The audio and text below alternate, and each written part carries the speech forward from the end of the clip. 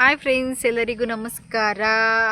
ಎಲ್ಲರೂ ಚೆನ್ನಾಗಿದ್ದೀರಾ ಅಂದ್ಕೊಳ್ತೀನಿ. ನಾನು ಇವತ್ತು ನನ್ನ ಮಗಳನ್ನ ಕರ್ಕೊಂಡು ಹೊರಗಡೆ ಬಂದಿದ್ದೀನಿ. ಸಂಜೆ 5 ಗಂಟೆ, ಕರೆಕ್ಟಾಗಿ 5 ಗಂಟೆ ಆಗಿದೆ. ಏನಾದರೂ ವಿಷಯ ಶೇರ್ ಮಾಡೋಣ ಅಂದ್ಕೊಂಡಿದ್ದೀನಿ ಇವತ್ತು. ಏನು ವಿಷಯ ಅಂದರೆ ಫ್ರೆಂಡ್ಸ್, ಫಸ್ಟು ಒಂದು ನನ್ನ ಪ್ರೆಗ್ನೆನ್ಸಿ ಕನ್ಫರ್ಮ್ ನನಗೆ ಗೊತ್ತಾಗಿರಲಿಲ್ಲ. ಸ್ವಲ್ಪ ವಾಮಿಟ್ ಸೆನ್ಸಿವೇಷನ್ ಇತ್ತು. ಆವಾಗಲಿಂದನೂ ಒಂದು 5 ತಿಂಗಳವರೆಗೂ ಫುಲ್ಲು ಟಯರ್ಡ್ ಆಗಿದ್ದೆ. ಈಗ ಪರವಾಗಿಲ್ಲ ಫ್ರೆಂಡ್ಸ್. ವಾಮಿಟ್ ಬಂತು ಅಂತ ಯಾರೂ ಕೆಟ್ಟ ನಿರ್ಧಾರ ಎಲ್ಲ ತೊಗೊಳ್ಬಾರ್ದು. ತುಂಬ ಕೆಟ್ಟದಾಗ ವಾಮಿಟ್ ಆಗುತ್ತೆ ಒಬ್ಬೊಬ್ರಿಗೆ, ಅದನ್ನು ಹೇಳ್ಕೊಳಕ್ಕಾಗಲ್ಲ. ಡೆಲಿವರಿ ಒಂದು ಪಕ್ಷ ಮಾಡ್ಕೊಂಬಿಡ್ಬೋದು.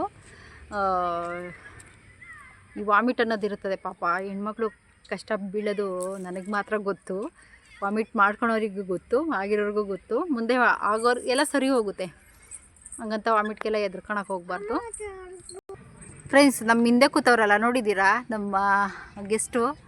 ನನ್ನ ಮಗಳನ್ನ ಕರ್ಕೊಬಂದರೆ ಕರೆಕ್ಟಾಗಿ ಬಂದ್ಬಿಟ್ಟು ಅಲ್ಲಿ ಕುತ್ಕೊತೈತೆ ನೋಡು. ಕರೆಕ್ಟಾಗಿ ಅವಳು ಬಂದ ತಕ್ಷಣವೇ ಬಂದು ಕುತ್ಕೊಂಡ್ಬಿಡ್ತೈತೆ ಅಲ್ಲಿ, ಆಡೋದಕ್ಕೆ ಬಿಡಲ್ಲ. ನಾವು ಯಾರೂ ಇಲ್ಲ ಅಂದರೆ ಬಂದ್ಬಿಟ್ಟು ಯಾರೂ ಇರೋದಿಲ್ಲ ಅಲ್ಲಿ, ಅವ್ರು ಇರೋದೇ ಇಲ್ಲ. ನನ್ನ ಮಕ್ಕಳು ಯಾರಾದರೂ ಬಂದರೆ ಮಕ್ಳು ಆಡೋದು ನೋಡಿ ಅವು ಆಡ್ತಾ ಇರ್ತವೆ. ಯಪ್ಪ, ಅದು ನೋಡಿದ್ರೆ ಭಯ ಆಗುತ್ತೆ, ಎಲ್ಲಿ ಮೈಯಲ್ಲಿ ಆರ್ಬಿಡ್ತೈತೋ ಅಂತ.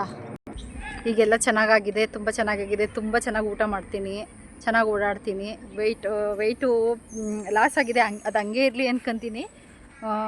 ಫಸ್ಟೆಲ್ಲ 70 kg ಇದೆ, ಇವಾಗ 60 kg ಇದ್ದೀನಿ ಕರೆಕ್ಟಾಗಿ. ನಾವು ಯಾರನ್ನೋ ನಂಬ್ಕೊಂಡು ಜೀವನ ಮಾಡ್ತೀವಿ, ಯಾರನ್ನೋ ನಂಬ್ಕೊಂಡು ಯಾರೋ ನಮ್ಗೆ ಆಗ್ತಾರೆ ಅದೆಲ್ಲ ಸುಳ್ಳು. 1-2 ದಿನ 3 ದಿನ ಚೆನ್ನಾಗಿರ್ತಾರೆ, ಆಮೇಲೆ ನಮ್ಮನ್ನೇ ಆಡ್ಕೊಳ್ಳೋಕ್ಕೆ ಎಲ್ಲ ಸ್ಟಾರ್ಟ್ ಮಾಡ್ತಾರೆ. ಯಾರೋ ಇದ್ದಾರೆ, ನಮ್ಮ ಮಕ್ಕಳು ಮಾಡ್ಕೋಬೇಕು, ಯಾರೋ ಇದ್ದಾರೆ ನಮ್ಮನ್ನು ನೋಡ್ಕೋತಾರೆ, ಅದೆಲ್ಲ ಅನ್ಕೊಳಕ್ಕೆ ಹೋಗ್ಬಾರ್ದು. ನಮಗೆ ನಾವೇ ಸ್ಟ್ರಾಂಗಾಗಿ ನಿಂತ್ಕೋಬೇಕು. ನನಗೆ ಗೊತ್ತಿರೋಂಗೆ ಏನು ಮಾಡ್ದಿದ್ರು ಸುಮ್ಮನೆ ನಾವೇನಾದರೂ ಅವ್ರ ಮನೆ ಹತ್ರ ಹೋಗ್ಬಿಟ್ರೆ 1-2-3 ದಿನ ಇದ್ರೂ ಅಯ್ಯೋ ನಾವೇ ನೋಡ್ಕೋತಾ ಇದ್ದೀವಿ, ನಾವೇ ಖರ್ಚೆಲ್ಲ ಮಾಡ್ತಾಯಿದ್ದೀವಿ ಅನ್ನೋದು ನೇಮ್ ಪ್ಲೇಟ್ ತೊಗೊತಾರೆ. ಹಾಗಾಗಿ ಎಷ್ಟೇ ಕಷ್ಟ ಇದ್ರೂ ಮನೆ ಹತ್ರನೇ ಇರಬೇಕು. ನನ್ನ ಜೀವನದಲ್ಲಿ ನಮ್ಮ ಹಸ್ಬೆಂಡ್ ಮಾತ್ರ ನನಗೆ ತುಂಬ ಹೆಲ್ಪ್ ಮಾಡಿದ್ರು. ಪಾಪ ಎಲ್ಲ ಖರ್ಚು ಅದೇ ನೋಡ್ಕೊಂತು. ಯಾರೂ ನನ್ನನ್ನು ನೋಡ್ಕೊಳ್ಳಿಲ್ಲ, ಯಾರೂ ನೋಡ್ಕೊಳ್ಳೋದು ಬೇಡ. ಯಾಕಂದರೆ ಸುಮ್ಮನೆ ಒಂದು 5 ರೂಪಾಯಿ ಹಾಕಿ 5,000 ಹಾಕಿದ್ದೀವಿ ಅನ್ನೋದಕ್ಕಿಂತ ನಾವು ನಿಸ್ವಾರ್ಥದಿಂದ ಸ್ವಾಭಿಮಾನದಿಂದ ಬದುಕಬೇಕು. ನಾವು ಯಾರನ್ನೂ ಏನೂ ಕೇಳಬಾರ್ದು. ತುಂಬ ಸ್ವಾಭಿಮಾನ ಎಷ್ಟಿರ್ತದೋ ಅಷ್ಟು ಒಳ್ಳೇದು ನಮಗೆ. ಅವ್ರ ಮನೆಗೆ ಹೋದರೆ ಸುಮ್ಮನೆ ಅಣಗಿಸೋದು ಮತ್ತು ಆಡ್ಕೊಳ್ಳೋದು, ಅಯ್ಯೋ ಹಂಗಂತೆ ಅಯ್ಯೋ ಹಿಂಗಂತೆ ಯಾರೂ ಅಲ್ಲ, ಅಕ್ಕಪಕ್ಕದವರೆಲ್ಲ ನಮ್ಮಲ್ಲೇ ಇರ್ತಾರೆ ಅವರು ಯಾರು ಅಂತ. ಸುಮ್ಮನೆ ಎಷ್ಟು ಕೆಟ್ಟ ಜನ ಇರ್ತಾರೆ ಅಂದರೆ ಹೇಳ್ಕೊಳಕ್ಕಾಗಲ್ಲ, ಅಷ್ಟು ಕೆಟ್ಟ ಜನ ಇರ್ತಾರೆ. ಕಿತ್ಕೊಂಡು ತಿನ್ನೋವ್ರಿಗೂ ನಮ್ಮ ಜೊತೆ ಚೆನ್ನಾಗಿರ್ತಾರೆ. ಆಮೇಲೆ ಅವ್ರ ಹತ್ರ ಏನೂ ನಾವು ತುಂಬ ಜನಕ್ಕೆ ಆಗಿರುತ್ತೆ ಪಾಪ, ಅವರೆಲ್ಲ ಹೇಳ್ಕೊಳ್ಳಲ್ಲ, ನಾನು ಹೇಳ್ಕೊತಿರ್ತೀನಿ. ಚೆನ್ನಾಗಿ ಕಿತ್ಕೊಂಡು ತಿನ್ನೋವ್ರಿಗೂ ನಾವು ಒಳ್ಳೆಯರಾಗಿರ್ತೀವಿ. ಆಮೇಲೆ ಕಿತ್ಕೊಂಡು ತಿಂದಿದ್ದನ್ನು ಮರ್ತೋಗಿರ್ತಾರೆ. ಆಮೇಲೆ ನಮ್ಮನ್ನು ಆಡ್ಕೊಳ್ಳೋದು, ಓ ಹಂಗಂತೆ ಹಿಂಗಂತೆ ಅಂತ. ನಮ್ಮ ತಂದೆ ತಾಯಿಗಳಿಗೆಲ್ಲ ಅವಳು ಸರಿ ಇಲ್ಲ, ಅದಿಲ್ಲ ಇದಿಲ್ಲ ಅಂತ ಹೇಳ್ಕೊಂಡು ತಿರ್ಗೋದು. ನೀವು ಮಗು ಎಲ್ಲ ಆದಮೇಲೆ ನಿಮ್ಗೆ ಯಾರೋ ಅಪ್ಪ ಅಮ್ಮ ಅಕಸ್ಮಾತ್ ಕೆಲವ್ರಿಗೆ ಅಪ್ಪ ಅಮ್ಮ ಇರ್ತಾರೆ, ಕೆಲವ್ರಿಗೆ ಇರಲ್ಲ. ಇದ್ರೂ ಕೆಲವರು ನೆಗ್ಲೆಕ್ಟ್ ಮಾಡ್ತಿರೋದು. ಅಂಥವ್ರು ಯಾರಾದರೂ ಚೆನ್ನಾಗಿ ಗೊತ್ತಿರೋರ ಹತ್ರ ತಿಳ್ಕೊಂಡು ಸ್ನಾನ ಮಾಡಿಸೋದು, ಊಟ ಮಾಡಿಸೋದು ಎಲ್ಲನೂ ಕಲ್ತ್ಕೋಬೇಕು. ಅಯ್ಯೋ ನಮ್ಗೆ ಅವರಿಲ್ಲ ಇವರಿಲ್ಲ ಅಂತ ಅಳ್ತಾ ಕೂರಬಾರ್ದು, ಧೈರ್ಯವಾಗಿ ಬದುಕಬೇಕು. ನಾವೇನಾದರೂ ಕೊಡೋವಾಗ ತಗೊಳ್ಳೋವಾಗ ನಾವು ಯಾರಿಗೇನು ಮಾಡ್ತಿದ್ದೀವಿ, ಯಾರಿಗೆ ಸಹಾಯ ಮಾಡ್ತಿದ್ದೀವಿ, ಮೂರ್ಖರ ಥರ ಅವ್ರಿಗೂ ಇವ್ರಿಗೆ ಸಹಾಯ ಮಾಡಿಬಿಟ್ಟು ಸುಮ್ಮನೆ ಇವಾಗ ನದಿಯೊಳಗೆ ಹುಣ್ಸೆಹಣ್ಣು ಹಿಂಡ್ದಂಗೆ ಆಗಬಾರ್ದು ನಮ್ಮ ಜೀವನ. ನಾವು ಎಷ್ಟು ಹೆಲ್ಪ್ ಮಾಡಿದ್ರು ಏನೇ ಮಾಡಿದ್ರು ನಿಯತ್ತಿಲ್ದಿರೋ ಥರ ಮರ್ತುಬಿಟ್ಟು ನಮ್ಮನ್ನು ಆಡ್ಕೊಳ್ಳೋದು ಅನ್ನೋದು ನಗೋದು ಅದೆಲ್ಲ ಮಾಡ್ತಿರ್ತಾರೆ ಕೆಟ್ಟ ಕಣ್ಗಳಿಂದ. ಅಂಥವ್ರ ಬಗ್ಗೆ ಎಲ್ಲ ನೀವು ತಲೆನೇ ಕೆಡಿಸ್ಕೊಂಬಿಡೋದು. ನಾವು ಯಾರಿಗೆ ಯಾರಿಗೆ ಮಾಡ್ತಾಯಿದ್ದೀವಿ ಎಲ್ಪ್ನ ಅನ್ನೋದನ್ನ ನಾವು ಫಸ್ಟು ತಿಳ್ಕೋಬೇಕು. ಎಲ್ಪ್ ಮಾಡಿದ್ರೆ ಬಿಟ್ಟಾಕಬೇಕು. ಆ ಎಲ್ಪ್ ಮಾಡಿರೋದು ಮರೆತು ಮೂರ್ಖರ ಥರ ನಮ್ಮ ಬಗ್ಗೆನೇ ಮಾತಾಡೋ ಅಂಥ ಮೂರ್ಖರ ಹತ್ರ ನಾವು ಎಷ್ಟು ದೂರ ಇರಬೇಕು ಅಷ್ಟೇ ಇರಬೇಕು. ದೂರ ಅಲ್ಲ, ಅವ್ರನ್ನ ಮರ್ತೇ ಬಿಡಬೇಕು. ಜೀವನದಲ್ಲಿ ಎಲ್ಲಿ ಕಟ್ ಮಾಡಿಬಿಡ್ಬೇಕು ಅವ್ರನ್ನ. ಏನಪ್ಪ ಇನ್ನೊಂದು, ಮತ್ತು ಎಲ್ಲರ ಹತ್ರನೂ ನಮ್ಮ ಬಗ್ಗೆ ಕೆಟ್ಟದಾಗಿ ಹೇಳ್ಕೊಂಡು ತಿರ್ಗೋದು. ನಮ್ಮ ಪಾಪ ಅಕ್ಕಪಕ್ಕದವ್ರು ಇಲ್ದಿದ್ರು ನಮ್ಮ ರಿಲೇಷನಲ್ಲೇ ಇರ್ತಾರೆ, ನಮ್ಮ ಒಡಹುಡ್ತಿರೋರು ಆಗಿರ್ಬೋದು, ಆ ಥರನೂ ಹೇಳ್ಕೊಂಡು ತಿರುಗ್ತಾರೆ ರಿಲೇಷನ್ಗಳು. ಅವ್ರಿಗೆ ಇರೋ ಯೋಗ್ಯತೆ ಇಲ್ಲ ಅಂದರೂ ಅವ್ರಿಗೇನು ಕೆಟ್ಟ ಅಭ್ಯಾಸಗಳು ಇರ್ತಾವೋ ಅದು ನಮ್ಮ ಮೇಲೆ ಹಾಕ್ಬಿಡ್ತಾರೆ, ಆ ಥರನೂ ಇರ್ತಾರೆ. ನಾವು ಅಂಥವ್ರ ಮಧ್ಯೆ ಎಲ್ಲ ನಾವು ಒಂದು ಸ್ವಲ್ಪ ದೂರ ಇರೋದೇ ವಾಸಿ. ಏನು ಕೆಲವರು ಸತ್ತು ದೂರ ಆಗ್ತಾರೆ, ಕೆಲವರು ಇದ್ದಂಗೆ ಸಾಯಿಸ್ಬಿಡ್ಬೇಕು ಅಂಥವ್ರನ್ನ. ತುಂಬ ಕೆಟ್ಟದಾಗ ನಮ್ಮ ಹತ್ರ ಬಿಹೇವ್ ಒಳ್ಳೆಯವ್ರನ್ನೆಲ್ಲ ಹತ್ರನೇ ಇಟ್ಕೋಬೇಕು, ಕೆಟ್ಟದಾಗಿರೋರನ್ನ ದೂರ. ಒಂದು ಸಲ ನೋಡ್ಬೇಕು, 2 ಸಲ ನೋಡಬೇಕು. ತುಂಬ ಕೆಟ್ಟದಾಗೆ ಬಿಹೇವಿಯರ್ ಐತೆ ಅವ್ರದ್ದು ಅಂದರೆ ನಾವು ದೂರನೇ ಇರಬೇಕು. ನಮ್ಮಿಂದನೇ ಎಕ್ಸ್ಪೆಕ್ಟ್ ಮಾಡ್ತಿರ್ತಾರೆ, ನಮ್ಮ ಹತ್ರನೇ ಇಸ್ಕೊಂಡು ತಿನ್ನೋದು ನೋಡ್ತಿರ್ತಾರೆ. ಅಂಥವ್ರನ್ನ ನಾವು ದೂರನೇ ಇಡಬೇಕು. ನಾವು ಯಾರನ್ನೋ ನಂಬ್ಕೊಂಡು ಏನೋ ಮಾಡ್ತಿದ್ದೀವಿ, ಯಾರನ್ನೂ ನಂಬ್ಕೊಂಡು ಇಲ್ಲಿ ಯಾರೂ ಹುಟ್ಟಲ್ಲ ಅಲ್ವಾ. ನನ್ನ ತಾಯಿ ಅಂತೆ, ತಾಯಿ ನಮ್ಮವ್ವ ಗಜಗೌರಿ ನನ್ನ ತಾಯಿ. ಅವ್ರ ನಿಸ್ವಾರ್ಥಕ್ಕೋಸ್ಕರ ಒಂದು 3-4 ಹೆಣ್ಮಕ್ಳನ್ನ ತಗೊಬಿಟ್ಟು ಎಷ್ಟು ನಾನು ಹಾಸ್ಪಿಟ್ಲಲ್ಲಿ 15 ದಿವಸ ಅಡ್ಮಿಟ್ ಆಗಿದ್ದೀನಿ. ಏನಾಯ್ತು, ಏನು ಮಾಡಿದ್ದೀನಿ ಅಂಥದ್ದು ಅವ್ರಿಗೆ? ಏನು ಮಾಡಿದ್ದೀನಿ? ಏನೂ ಮಾಡಿಲ್ಲ ನಾನು, ಅಂಥದ್ದು ಏನೂ ಮಾಡಿಲ್ಲ ಅವ್ರಿಗೆ. ಆಯಿತಾ? ಏನಾಯ್ತಮ್ಮ, ಹೇಗಿದ್ದೀರಾ? ಅಷ್ಟು ವಾಮಿಟ್ ಆಯಿತು, ಏನೇನಾಯಿತು ಪಾ ದೇವ್ರೆ. ನನಗೆ ಊಟ ತಂದುಕೊಡು. ನಮ್ಮ ಯಜಮಾನ್ರು ಪಾಪ ಇನ್ನೊಂದು ಮಗುನೂ ನೋಡಬೇಕು, ನನ್ನನ್ನು ನೋಡಬೇಕು. ಕೆಲವ್ರು ಯಾರೋ ಬಂದಿದ್ರು ನನ್ನ ಜೊತೆಗೆ, ಸುಮ್ಮನೆ ಏನೂ ನೋಡ್ತಿದ್ದೀನಿ ಅನ್ನೋದು ನೇಮ್ ಪ್ಲೇಟು. ಅಂಥವರೆಲ್ಲ ನಮ್ಮನ್ನು ಎಷ್ಟು ಕುಗ್ಗಿಸ್ತಾರೋ ಅಷ್ಟು ನಾವು ಧೈರ್ಯವಾಗಿರಬೇಕು. ಧೈರ್ಯ ನನಗೈತೆ, ಯಾರು ಬಿಟ್ರೂ ನನಗೆ ದೇವ್ರ ಕೈ ಬಿಡಲ್ಲ. ನಾನು ಯಾರಿಗೂ ಏನೂ ಮೋಸ ಮಾಡಿಲ್ಲ ಅನ್ನೋದು ಚೆನ್ನಾಗಿ ನಮಗೆ ಗೊತ್ತಿದ್ರೆ ಸಾಕು. ಅಯ್ಯ ಇಂಥವೆಲ್ಲ ಬಿಟ್ಟಾಕ್ಬಿಡ್ಬೇಕು ಅಂದ್ಬಿಟ್ಟು ನಾವು ಸುಮ್ಮನೆ ಆಗ್ಬಿಡ್ಬೇಕು. ಎತ್ತ ತಾಯಿ ಅಂತ ಹೇಳ್ಕೊಳ್ಳೋದಕ್ಕೆ ನನಗೆ ಅಷ್ಟು ಹುಷಾರಿಲ್ಲ. ಎಷ್ಟು ಅಪ್ಪ ದೇವರೇ, ತುಂಬ ಸಖತ್ತು ಹುಷಾರಿಲ್ಲ. ಫುಲ್ಲು ನಾನೇ ಡ್ರೈ ಆಗೋಗಿದೆ ಊಟ ತಿಂದಿದ್ದಂಗೆ. ಒಂದು ಫೋನ್ ಕಾಲ್ ಮಾಡಲಿಲ್ಲ. ಯಾವತ್ತೋ ಒಂದು ದಿವಸ ಬಂದ್ಬಿಟ್ಟು ಹೂ ಅಂದ್ಕೊಂಡು ಹೊರಟೋದ್ರು. ಇದುವರೆಗೂ ನನಗಿವಾಗ 6 ಮಂತ್ ಆಯಿತು. ಒಂದು ಫೋನ್ ಕಾಲು ಏನು ಮಾಡಲಿಲ್ಲ ಅವರು ತಾಯಿನ. ಅವ್ರು ಎಷ್ಟು ಕುಗ್ಗಿಸ್ತಾರೋ ಅಷ್ಟು ನಾವು ಸ್ಟ್ರಾಂಗ್ ಆಗ್ತಾ ಇರಬೇಕು. ಸ್ಟ್ರಾಂಗ್ ಆಗಿದ್ದೀನಿ ನಾನು. ನಮಗೆ ಎಷ್ಟು ಕಷ್ಟ ಬರುತ್ತೋ ಅಷ್ಟು ನಾವು ಸ್ಟ್ರಾಂಗ್ ಆಗ್ತಾ ಹೋಗಬೇಕು. ಸ್ಟ್ರಾಂಗ್ ಆಗ್ತೀವಿ. ವೀಕ್ ಆಗೋಡೋದು ಮತ್ತು ಏನೋ ಒಂದು ಮಾಡ್ಕೊಳ್ಳೋದು ಅದೆಲ್ಲ ಮಾಡಬಾರ್ದು. ಯಾರನ್ನೂ ನಂಬ್ಕೊಂಡು ನಾವು ಹುಟ್ಟಲ್ಲ. ಕೆಲವರು ಹುಟ್ಟಿದಂಗೆ ತಾಯಿನ ಕಳ್ಕೊಬಿಡ್ತಾರೆ. ಅಂಥವರೆಲ್ಲ ಬದುಕಲ್ವ.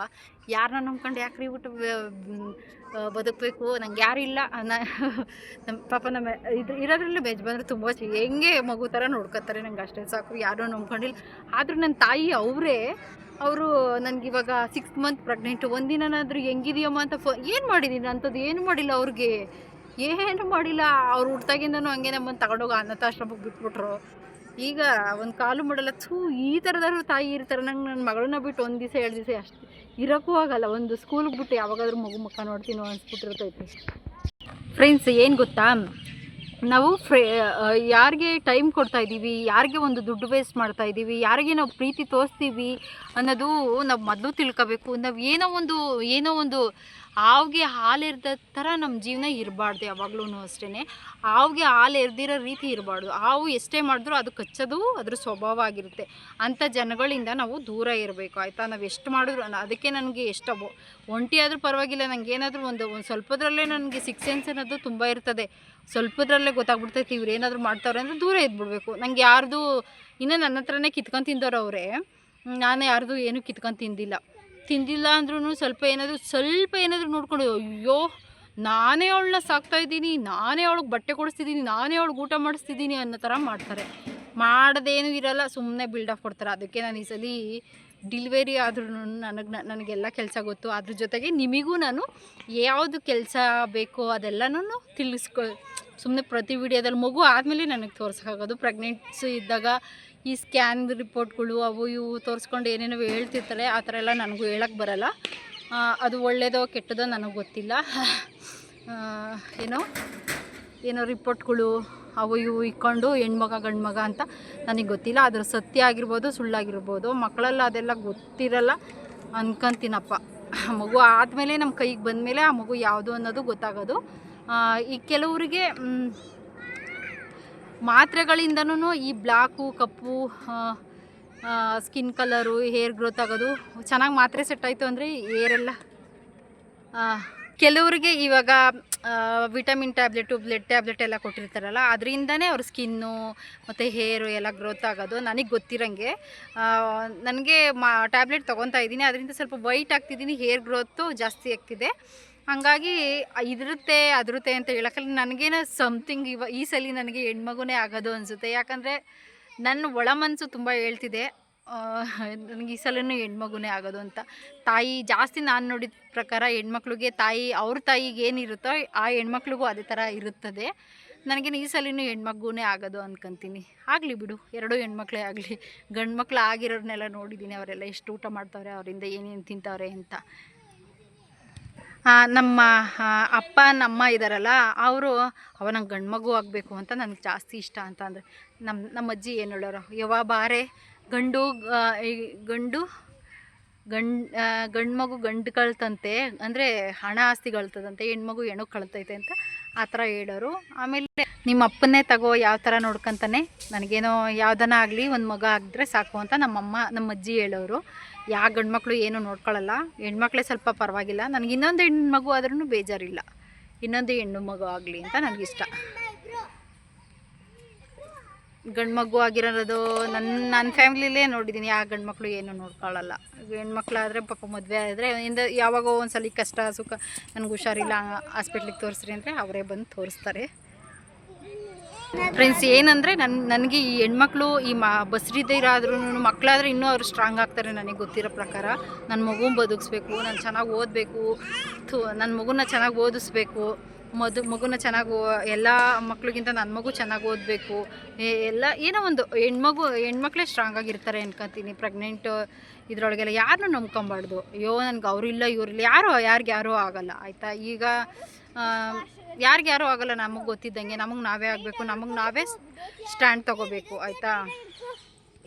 ಸರಿ ಫ್ರೆಂಡ್ಸ್, ಇಷ್ಟೇ ನನ್ನ ಕೈಲಿ. ಇವಾಗ ಸ್ವಲ್ಪ ಮಾತಾಡೋದೆಲ್ಲ ಕಮ್ಮಿ ಇದೆ. ನನಗೇನಾದರೂ ಏನಪ್ಪ ಡೆಲಿವರಿ ಆಗಿದ ತಕ್ಷಣವೇ ಒಂದೊಂದು ಸಣ್ಣದು ಎಲ್ಲ ವೀಡಿಯೋಗಳ್ನ ಯಾರಾದರೂ ಬಿಗಿನರ್ಸ್, ಇವಾಗ ಹೊಸ ತಾಯಿ ಇರ್ತಾರಲ್ಲ, ಒಂದು ಮಗುಗೆ ಫೀಡಿಂಗ್ ಮಾಡಿಸೋದು ಹೆಂಗೆ ಎಲ್ಲನೂ ಪ್ರತಿಯೊಂದೂ A to Z ಇಂದನೂ ಹೇಳ್ಕೊಡ್ತೀನಿ ಆಯಿತಾ. ಸದ್ಯಕ್ಕೀಗ ನನಗೆ ಗೊಂಬೆ ಒಳಗೆ ತೋರಿಸೋಣ, ಗೊಂಬೆ ಒಳಗೆ ಮಾಡಿ ಬೇಡ, ನನ್ನದೇ ಮಗು ಇದೆಯಲ್ಲ, ಇವಾಗ 6th ಮಂತ್, ಇನ್ನೊಂದು 4 ಮಂತಲ್ಲಿ ನಾನು ನಿಮಗೆಲ್ಲ ಡೀಟೇಲ್ಸ್ನ ಹೇಳ್ಕೊಡ್ತಾ ಇರ್ತೀನಿ. ಓಕೆ ಬಾಯ್.